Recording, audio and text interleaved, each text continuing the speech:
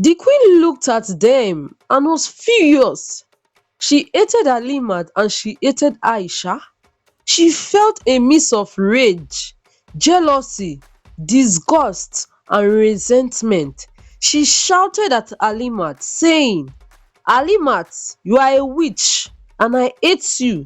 You are wicked and evil. You seduced my husband and stole his child. You are a bad mother and a bad wife. You are a traitor and a liar. You are a curse that do not deserve to live."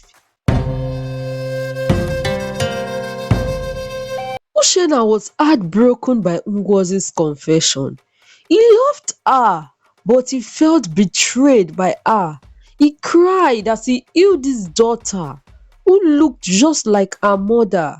Ngozi begged Uchenna for forgiveness. She loved him, but she was afraid of losing him.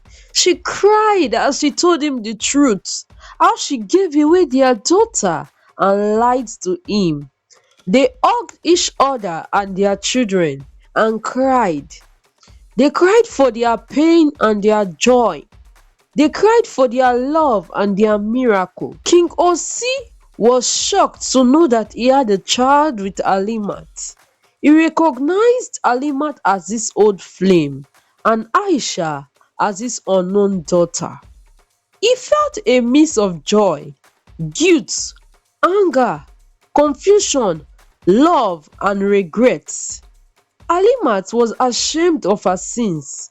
She knew Osi was her first love and Aisha was his daughter. She felt a mix of sorrow, fear and regret. Ibrahim, although hurt, was calmed. He loved Halimat and he loved Aisha. He felt surprised to know that Halimat had a thing with King Osi, but was very sad and broken to know that the girl he had loved and brought up was not his daughter. Halimat with tears confirmed their suspicion. Aisha was indeed King Osi's daughter.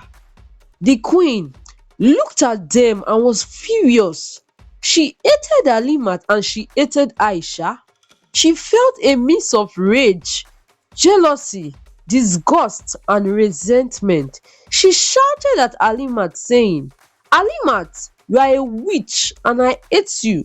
You are wicked and evil. You seduced my husband and stole his child. You are a bad mother and a bad wife. You are a traitor and a liar. You are a curse that do not deserve to live." Grabbing a knife, she ran towards Halimat. She tried to stab her in the heart, but Aisha saw her and pushed Halimat away. The knife pierced into her chest instead, saving her mother's life. She collapsed on the floor, bleeding profusely. She looked around and saw the faces of her loved ones. She smiled weakly and spoke her last words.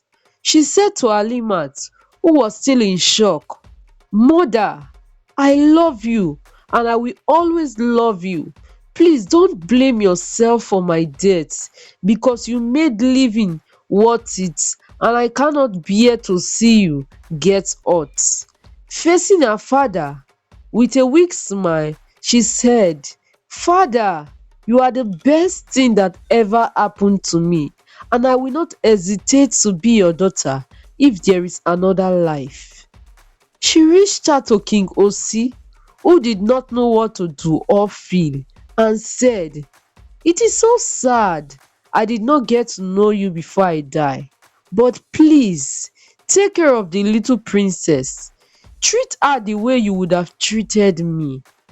She said to Ngozi, "I have always wanted to care for someone younger than me, and your daughter gave me the chance to experience what it feels like to care and love someone younger than me. Please take care of my niece."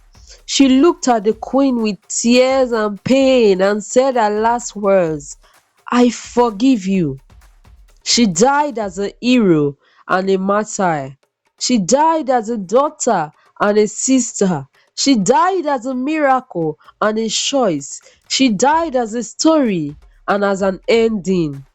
The queen, who could not believe she had killed someone, ran to the edge of the rooftop and jumped. She fell to the ground and died.